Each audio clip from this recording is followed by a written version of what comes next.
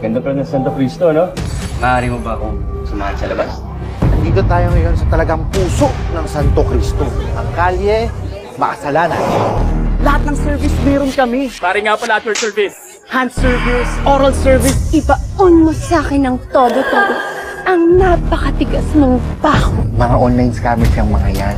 Bili mo to cellphone. Bagong nakaw yan! Ito naman ang tagakatay ng mga pyesa ng sasakyan. Andito naman tayo sa MMDA, mga Makakating Dila Association. Sa si Chanor? Siya rin hawak ang lahat ng sugal dito, si Boss Luis. Ang leader ng mga sindikato dito sa Santo Cristo. Santo Cristo ang pangalan ng bayan namin, pero masahol pa talaga sa impyerno tong lugar na to. Welcome to Santo Cristo!